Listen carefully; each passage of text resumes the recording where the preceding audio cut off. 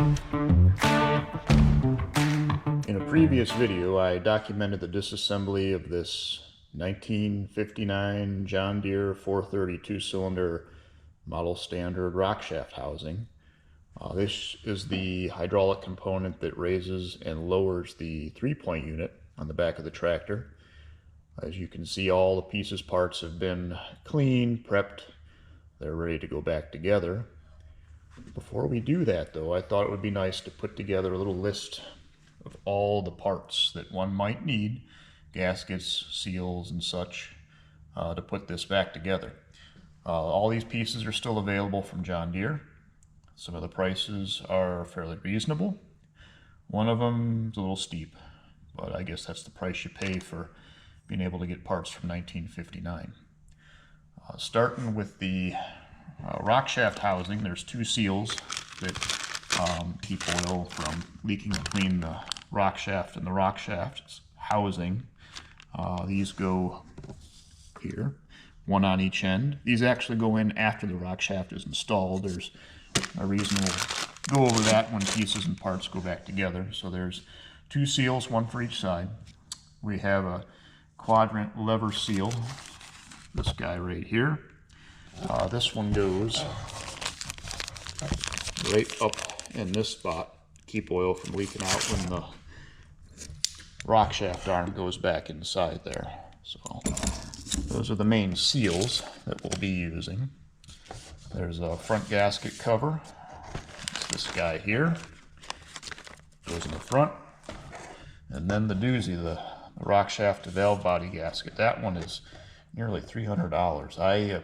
I bought this one, must have been over 10 years ago. I know I didn't pay anywhere near that, but I suppose if you gotta take it apart and put it back together and you're not doing anything else on the tractor, $300 might be worth it. Otherwise it makes these things hard to restore just with all the little parts that add up as far as costs. But he goes right there, then the Rockshaft will go in front of that. There is a piston ring and washer. That is these 2 guys. These will go on the piston itself here. This is kind of what creates the seal in the bore of the housing. And that will allow oil to be pushed back and forth without seeping through. We'll have those 2. A couple O-rings. These O-rings are the ones that go over these little caps. They fit in that little groove. These caps are what hold our valves in place. There's one that goes here. There's one that goes here. I have a 3rd O-ring written on there.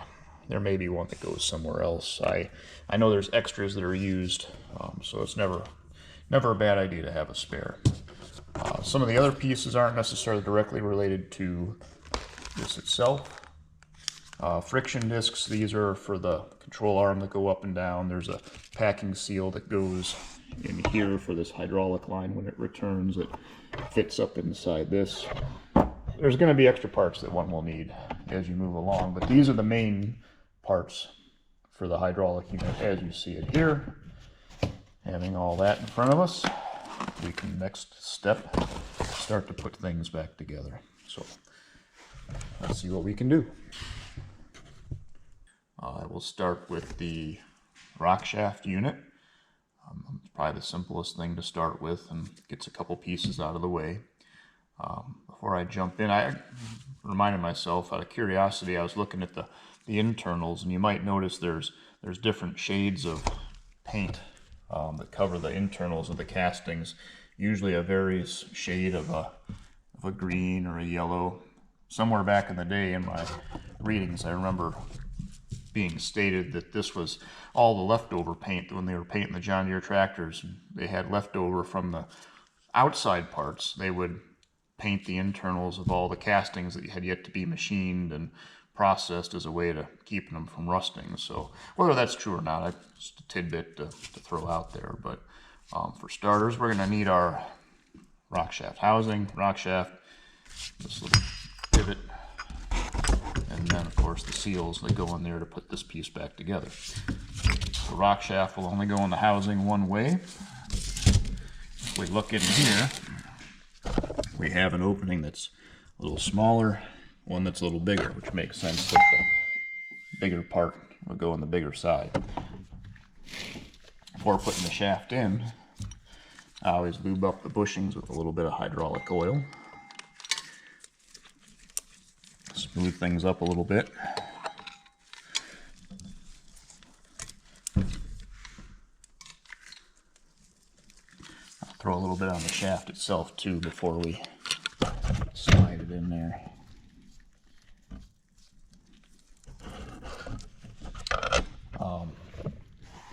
The service manual shows you basic directions as far as how to put things in, and I'll basically kind of repeat what it lists as far as the process.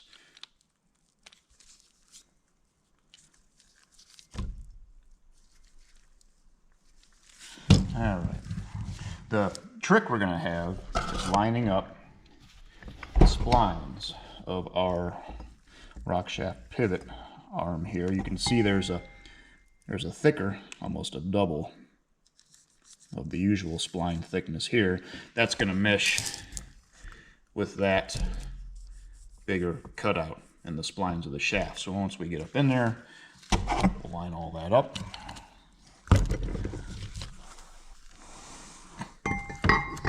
In we go.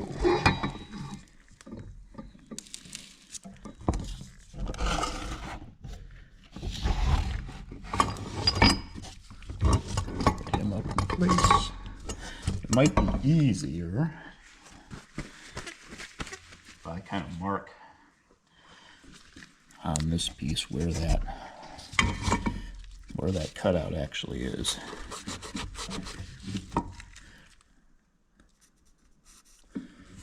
If I do a little mark like that, that may help me see where the splines on the shaft are to put together a little bit easier.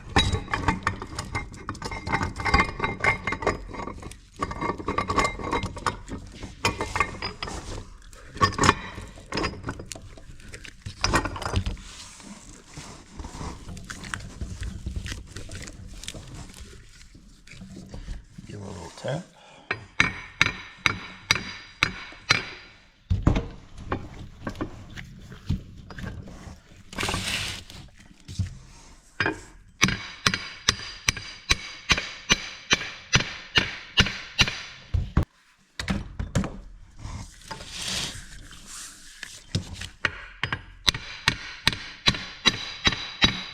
There we go.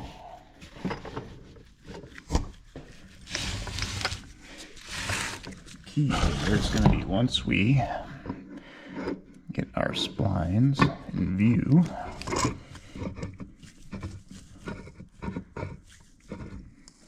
okay, so we can start to see our splines on the shaft, so we have to turn this around and get to that point.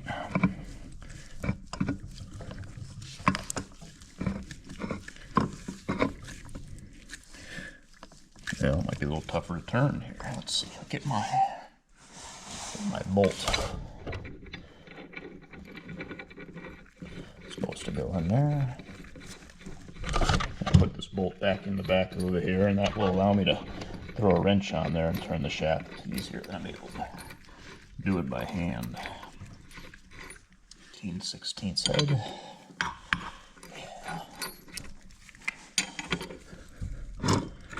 Okay.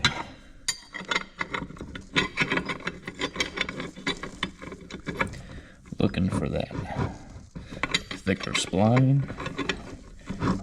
There we are. You can see what I can see right about there. It's going to line up with the little purple mark on our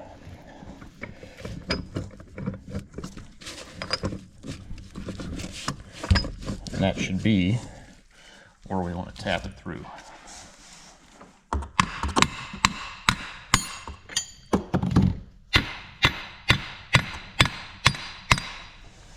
There we go.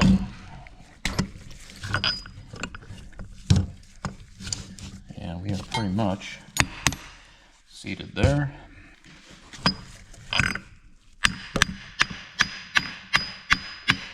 Being centered in there. So there we have it. Splines lined up. Shaft rotates nicely.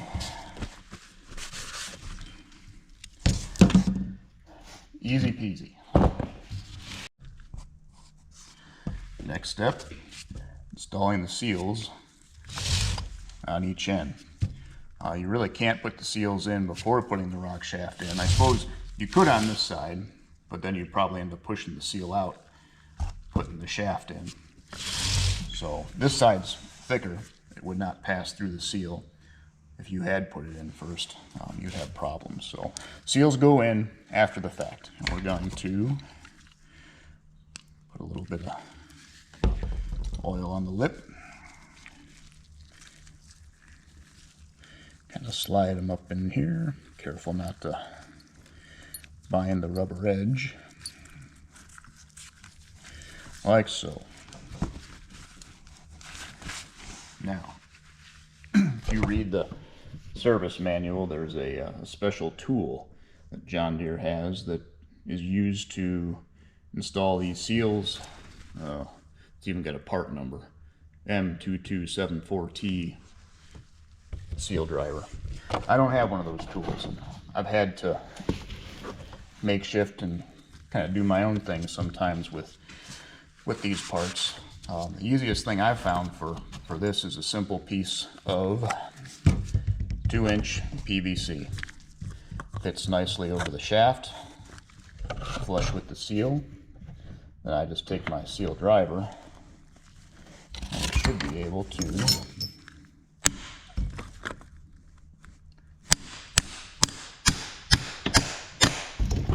tap that in place, and it seems to be going in there evenly, so that's good.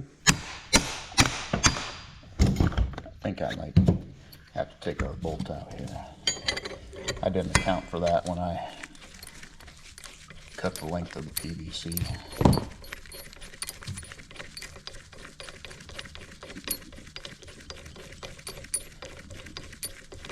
Reality, it's not always scripted, so real life fun stuff. Alright, so now we ought to be able to tap him in. And there's actually a little a little seat that seal will fit into. You can kind of feel it when it sets in its final place. Good deal. Repeat the process on the other side.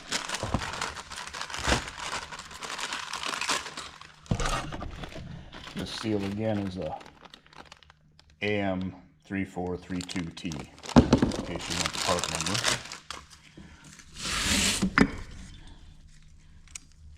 Now, a little oil on the lip.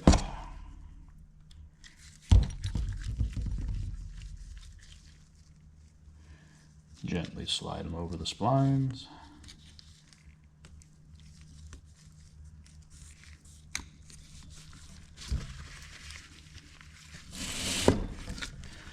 And trying to get the best view for the camera and light and workspace that I have available. It's kind of a bit of a dance sometimes to make everything work.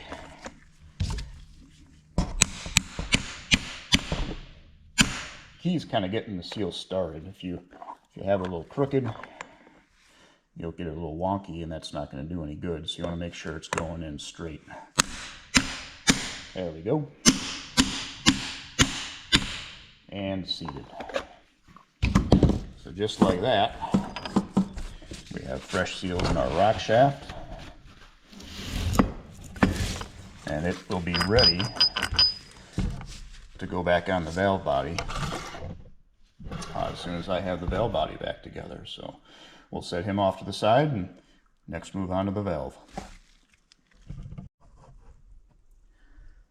Now that our Rockshaft housing is more or less back together, we'll move on to the valve body.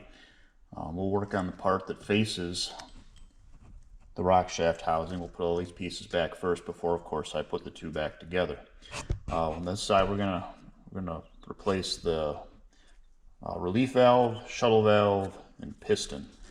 I did go ahead and just back out this relief valve after seeing all the debris that was in all the other passages. I just thought it was wise to clean everything. It's not too complicated of a little structure. It's just a little valve ball, a spring, and then two retaining nuts that'll fit in there. The important part is getting it set right, which I'm just going to count the number of spins our retaining nuts have, the same as when I took them out. Shuttle valve is pretty straightforward, piston pretty straightforward. So that, let's see what we can put back in place. I'm gonna a little squirt of oil in there, and then the same with the ball. I don't know how much it's going to matter, but get a little lubed up before dropping them in. Spring goes in place. That might be a little better view. Okay, so we've got two little threaded nuts that will go in there and seat our pressure override, I guess our relief valve. And if I can just get him started, and the manual also says if you replace these, the first one should go in 9 turns, and that's exactly what I counted when I took him out, was 9. And I made little marks on the side so we can keep track of how many turns we're doing there.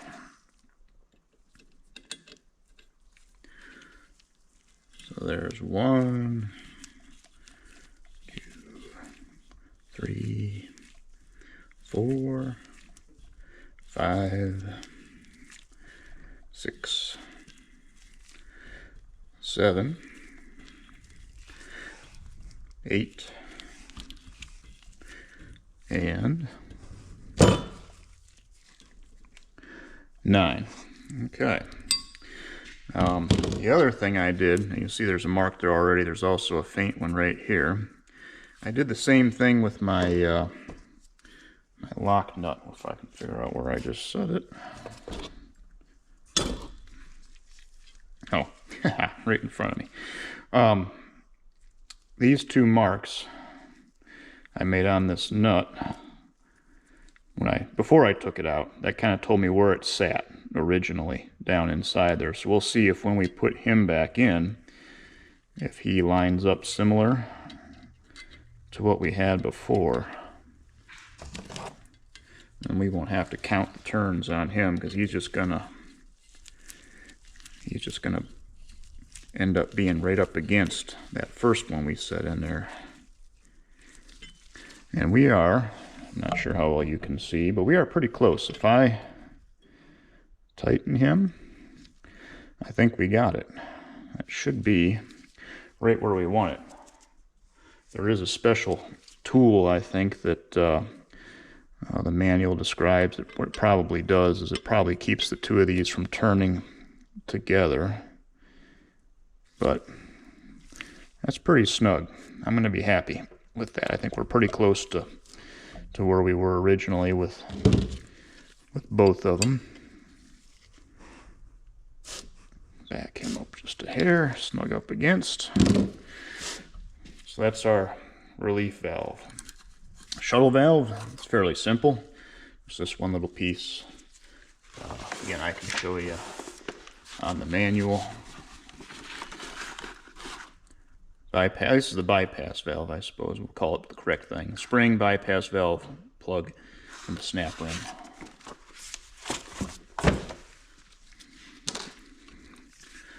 Oil him up.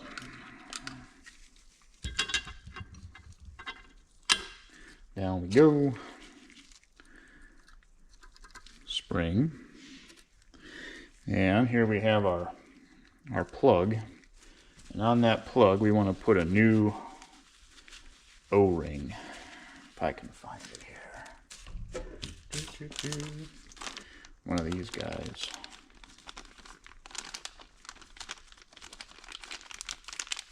Part number on those is a T13119.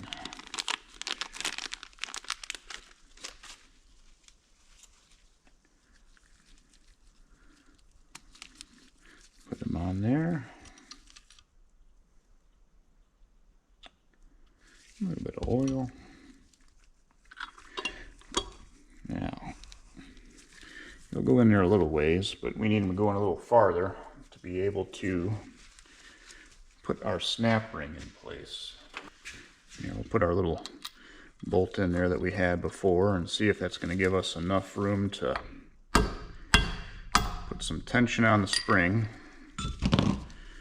Maybe the washer wasn't such a good idea.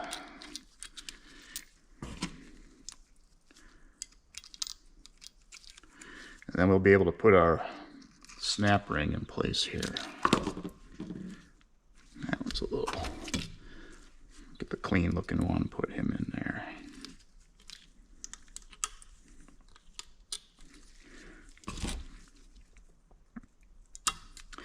Snap. And once he's in, see it comfortably. That's when we'll go ahead and kind of put our bolt back on there and pop that plug out just a little bit more so it's resting up against that snap ring.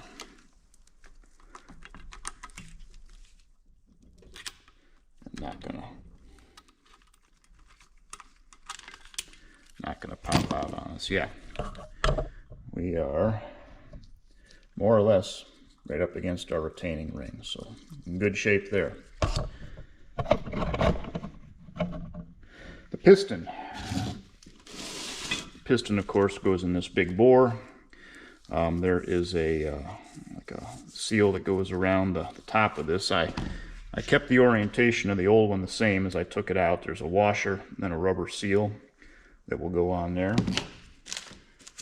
Here we have a new washer, F919R. And I put a little pair of scissors over here to make opening this up easier. Here we are.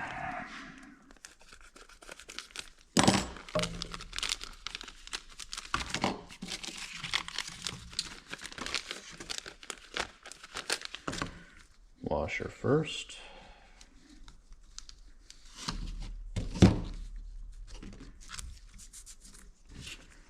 Then our F834R seal next.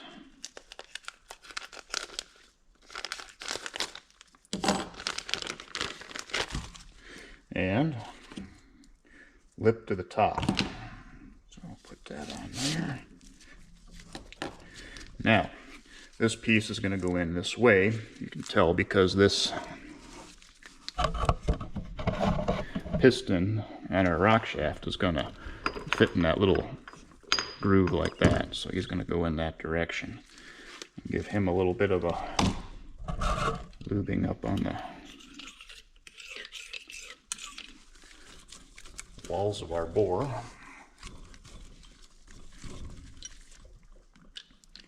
And maybe on the lip of our seal as well.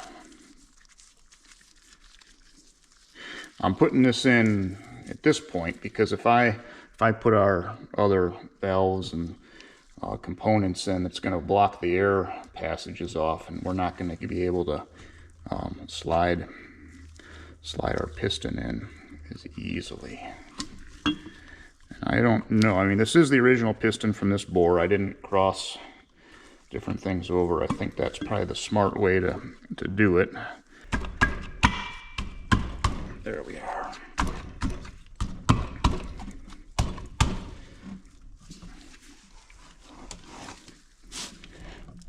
Now, I was always told to use a hammer and not your hand because your hand is not a hammer. So we'll see if we can tap him down. Just like that. There we are, nice and smooth. All right, so we have our piston, have our shuttle valve, our relief valve, all in place. And again, as I'm thinking about this, like I said, there's no set process. I just do it as my mind comes across. I may end up putting some of these other pieces in here first, before joining these two, like our control valve and a couple other things here, while we've got the valve a little more loose. I can move it around easier. Why don't we do that? We'll put our control valve has got to go in, orientated with this flat spot facing this direction, so our side valve here can work against this surface, and it simply fits down in that bore there. Again, with the oil, we'll give them a little bit of a coating.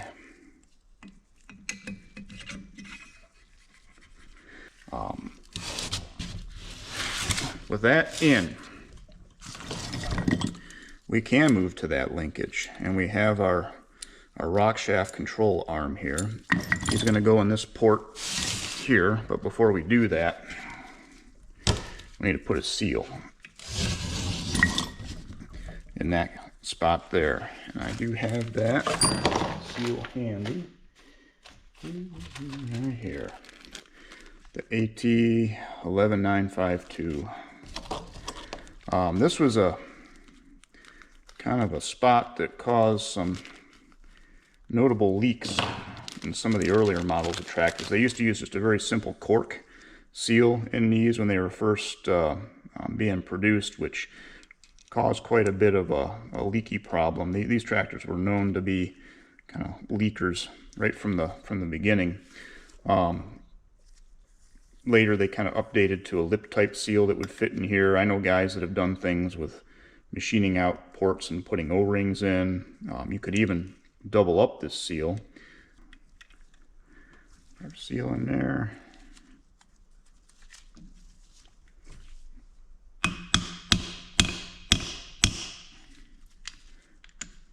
Try and keep them fairly level. Alright, we are flush with our surface more or less.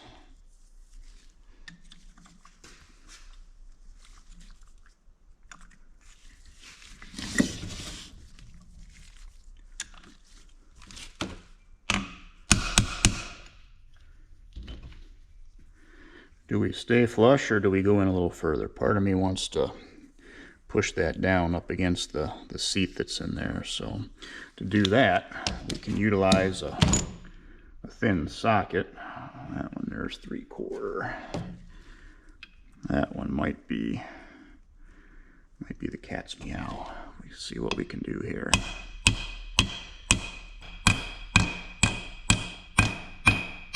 There we go. That's nice and solid. It's all about fitting right down in there, so that little socket did the job. Seals in place. That will allow me to drop our arm in. And we gotta remember, I don't think it's possible to put this arm on the wrong way because the splines will not allow it. Well, I stand corrected. It can go on the wrong way. But if you remember, we kept this in the position of how we took it off, where the arm goes up, for the outside arm being up. That's where our little roll pin's gonna go in there. So,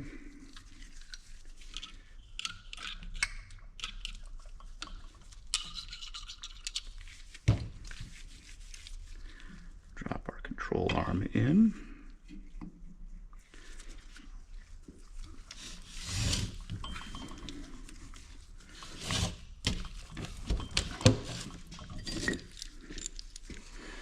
Again, I'm not sure what you can and cannot see.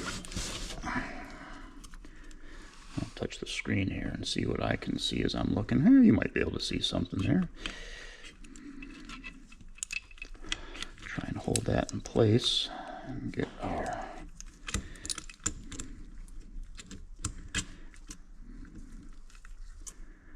Let's see, did we get them? I can't even tell. I think, yes, we have our little hole right there.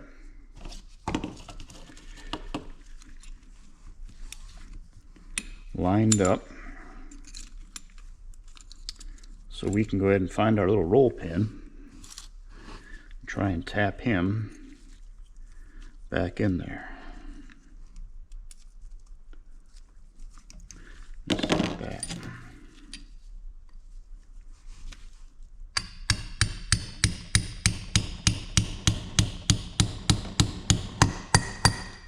Okay, he is in there. I don't think we're not too far out on that side. If you want to be really particular, if I had a smaller punch, I could give him just a little bit more. This way he's halfway in between.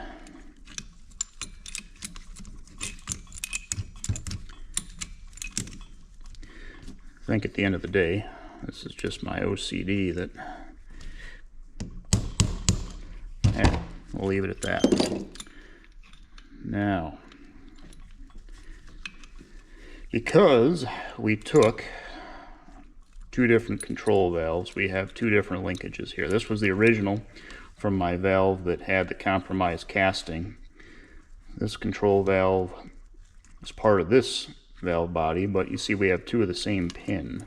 So what we need to do is remove one of these because it's a duplicate. I don't think he'll fall all the way through. No. Try and keep our little clip handy. Try not to stab your thumb.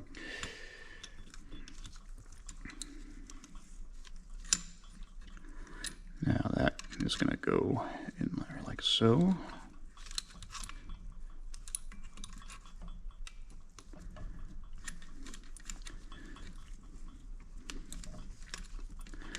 Find the sweet spot.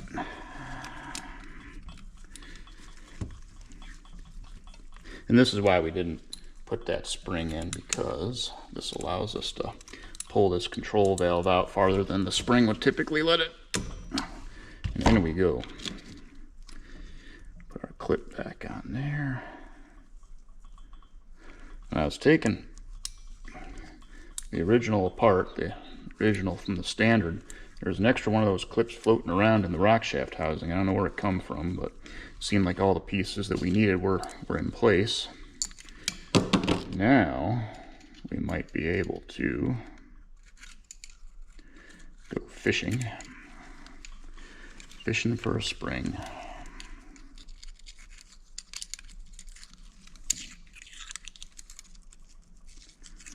Now the hands are all oily again, so forgive my fumbling, but yeah, there we go. Okay. So this typically is going to be in this position, so we're going to pull, and that's going to rock the bottom once we have the bottom piece slid in place there. Very nice. So that, we lost our service manual page. With that, we can put our check valve back in place on the side up here. I find that if I kind of put these back in the same way I've taken them out, there's just enough of a clearance in there, or an adjustment, that it's going to stay fairly consistent without me having to go and get the feeler gauges and the dial indicator and checking those settings. This is a two-stage check valve. It's got one spring, two springs, little guy in there. But yeah, there's definitely some steps one could take with the little spring and some shims that, I don't know if they'll be on the bottom of this or not. Maybe they're down in there that one can use to set that up. We're just going to put him back in the hole he come out of.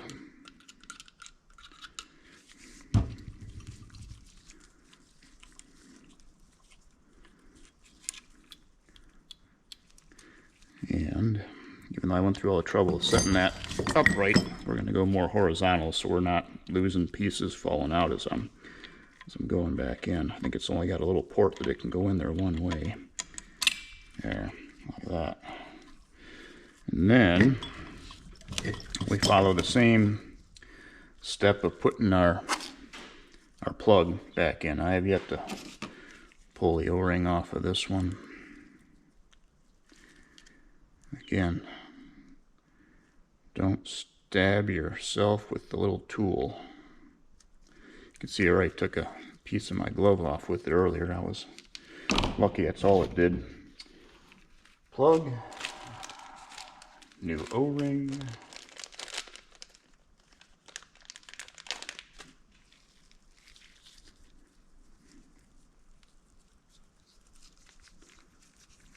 My gloves probably had enough lube for that one. I put a little bolt. Here we are. This one might have a little more tension than that bypass valve did, so we'll see what it's going to take to.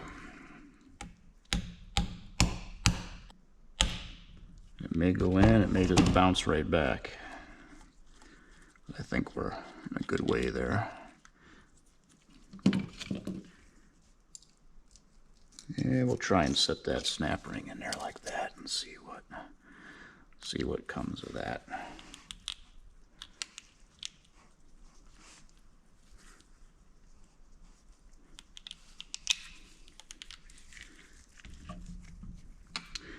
There we go.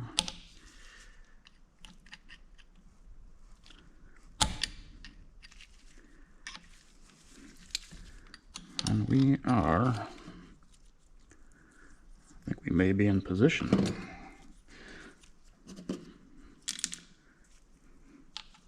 Let's do a little double check with our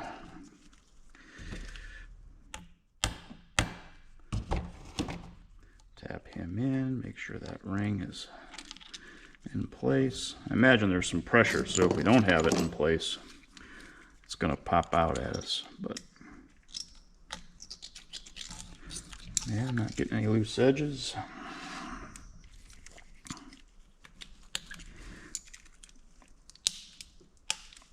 Seems to be happily down in that groove. I should be able to feel a little bit of a groove right there at the bottom where the two ends come together. I think I see it. Knowing that we are, yeah, right there. We are good, in the right place. Okay.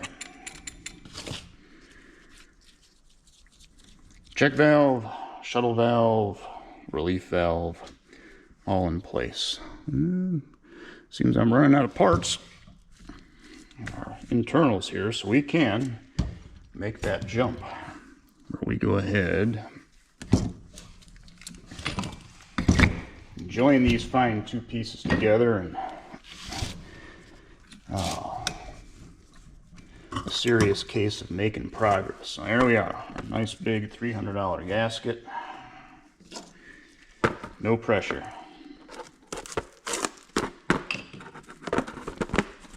Don't kink it, don't bend it.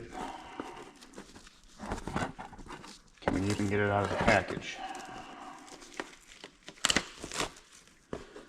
Sometimes I will put a little bit of gasket dressing in place, putting these on, but on this one, if I somehow mess something up, I'm just going to put this one in dry.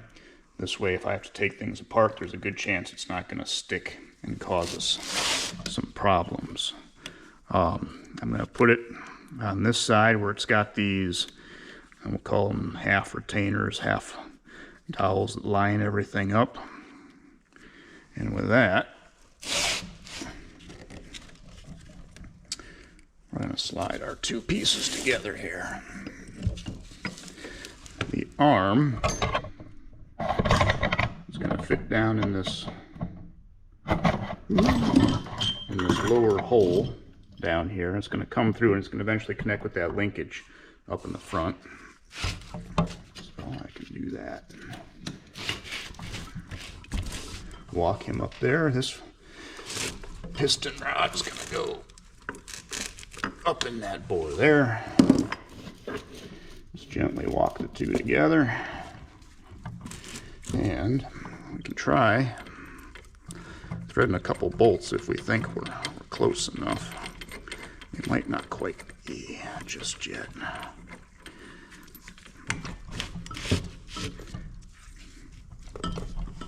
There we are right there. There's that big guy. Remember, I think these are what, 9/16, and then the little ones are 1/2 inch, if I'm not mistaken. I usually do things all wrong and go by the size of the head of the bolt, 13/16, and then the others are 3/4. But if you want to be correct, I believe these are two 9/16 bolts. And there. So I'm just looking at trying to get a start on a couple of these, just for alignment purposes. There's a portion in the, sorry, you probably can't even see what I'm doing. See the angle of the camera there.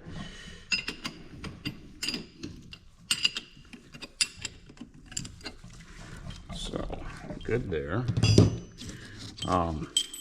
On the back, we have these 4. They should all be the same length, and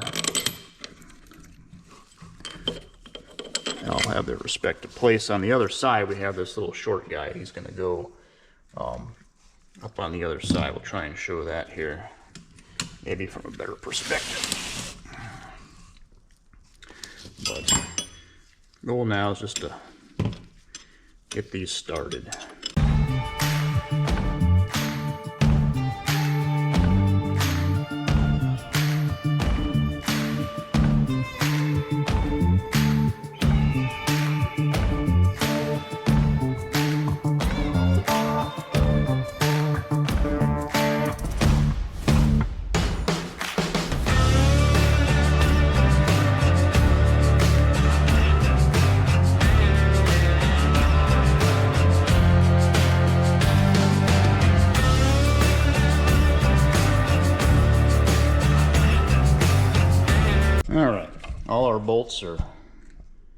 All our bolts are in and snugged up.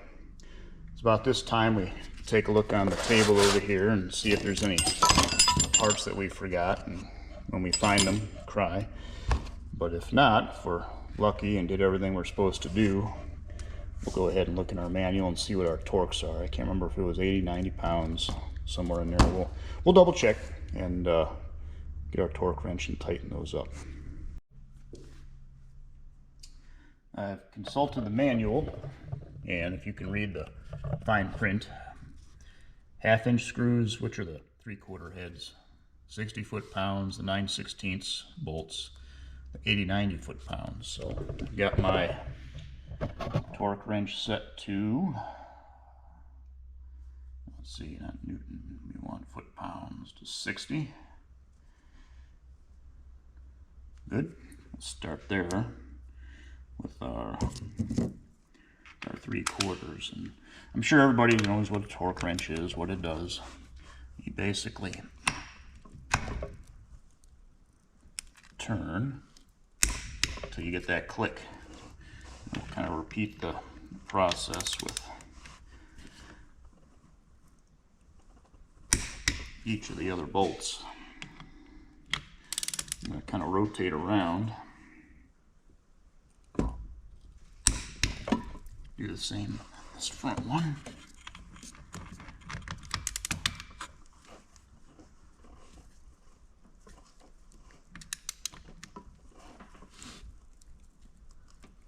There we go. And we'll work the same setting. I wasn't sure I was going to be able to fit that socket on there. I gotta back up. It's kind of a shallow recess here. I've got this. The workstation filming is not perfect. That's why I've got this thing raised up on the wood blocks here. But it. Okay, 80-90 foot-pounds for the two on top. So how about we go right in the middle at 85. And that is our big one there.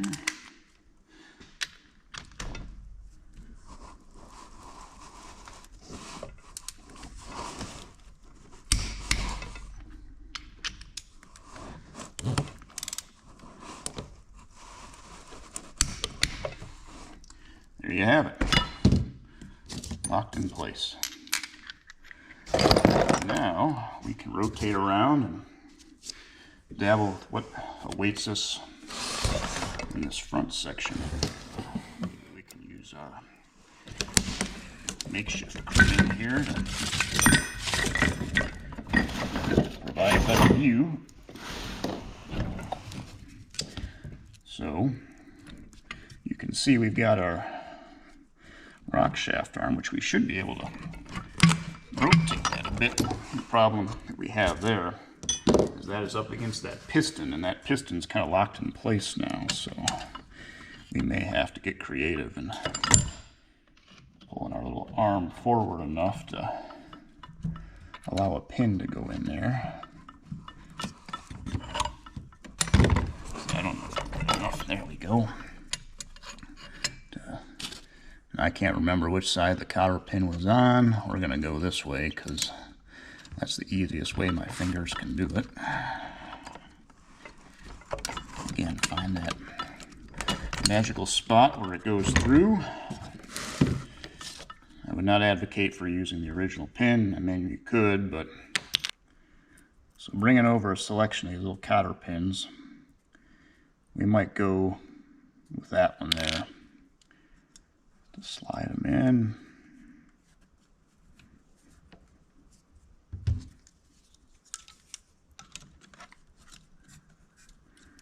And then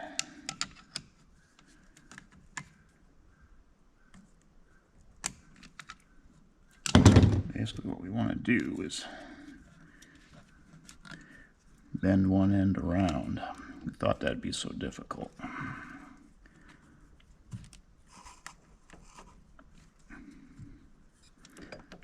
There we are. I'm going to cut one end of that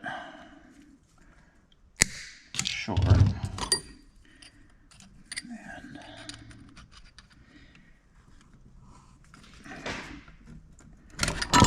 push it down in like that. I think we're good. Alright, and that's going to all tie in there together, nice and happy. And that should take care of everything on the inside. Should now be able to place our cover on the outside. Our final step to button up the vital internals on our housing here is going to be to install our front cover in place. I've got another gasket for that, so luckily this one here is much more reasonably priced, so if I screw this one up, it's not going to be such a painful experience to have to replace it.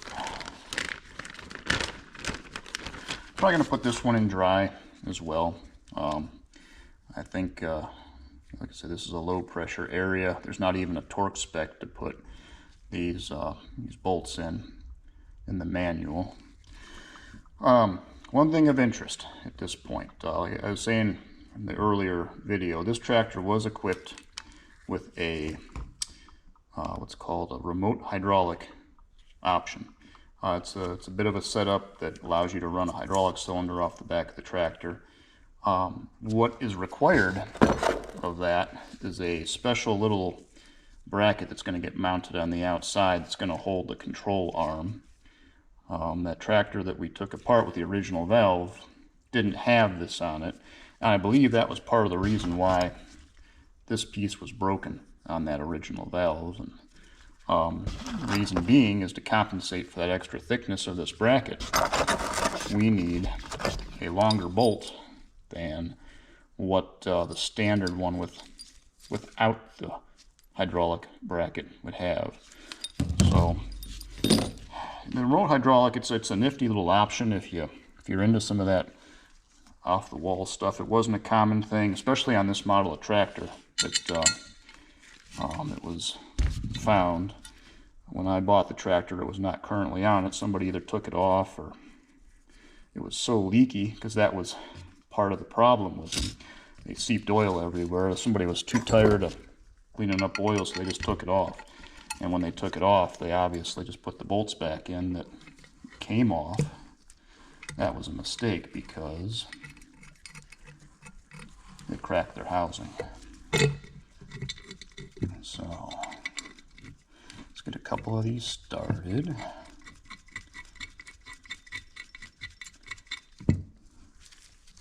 Try and center that little gasket up as best we can.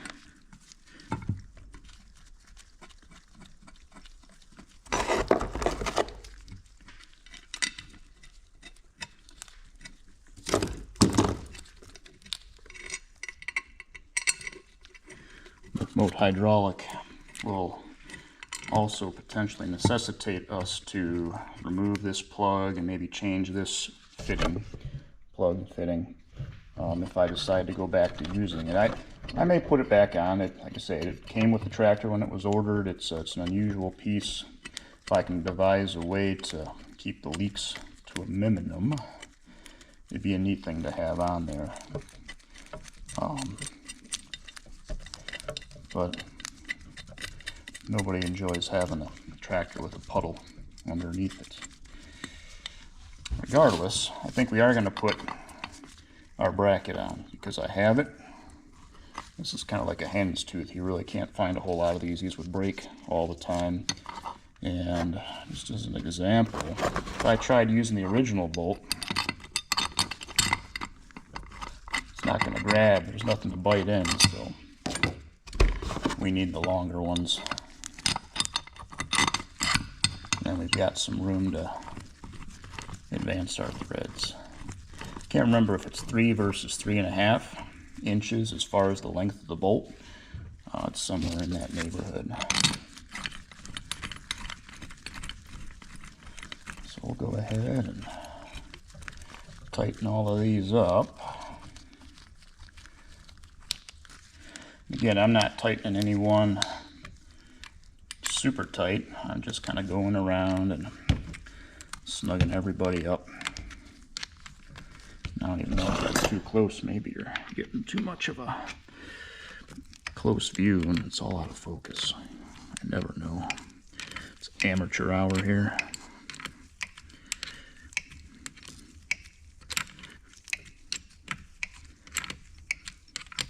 I can tell you, it takes twice as long to do all this stuff with the video. I'm glad I never really monkeyed around with it back in the day when I did a lot more of this.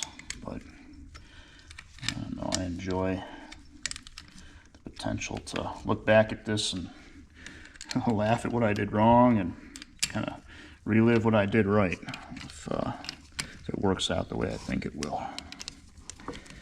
Just a nice little snugness on each of these.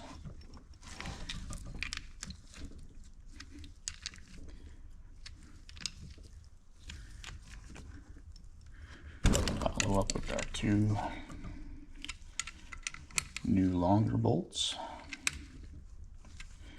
And there you have it. We'll slap our vent cap on top of there. Keep that hole closed off. There are still a few other pieces sitting up here on the bench. These 3 bolts go in there. They hold the quadrant on, which maybe I'll do a little show and tell on how to put that back together. Bolts that go in the Rockshaft. These pins actually go on our back side here. They will slide in there, and their job is to hold this bracket in place. and I'll probably wait a little bit before putting that back in. Curiosity on this thing, while we're looking at it, is there are grease fittings. That one was broken. I had to twist them out. But there's grease fittings. They're supposed to allow grease to go down to our bushing, but somebody put the hole in the wrong spot. No grease is going to go down in there, and it's kind of defeating the purpose. It's the same way on both sides. Grease fitting, boop, boop, boop, boop. And it's close, but no cigar on that one. So I don't know if that was just a rough day at Deere when they were putting these together, or maybe somebody replaced them at one point and kind of missed their target. But something, those little things to pay attention to as you kind of work with them. But at the end of the day, we have a 430 John Deere 2-cylinder Touch-O-Matic hydraulic unit that's been torn apart, cleaned up, resealed, regasketed, gone through, hopefully ready to be put back to work if I've done everything correctly. We'll only have one way to find out. We'll keep chugging along with other parts on the tractor. I managed to bring the engine into the shop. We'll start tearing apart some of that, seeing what we can get into there, and see if I can get some parts sent out to the machine shop for refurbishing. Shop space is a little limited. We got some woodworking going on, we got storage, we got all kind of things. So I'm trying to do little parts as best I can on the workbench that I have available. Just taking advantage of the time I can get away to do little projects like this. But again, I appreciate you watching. Hope you learned something. Hope you laughed a little. And we'll see you for the next one.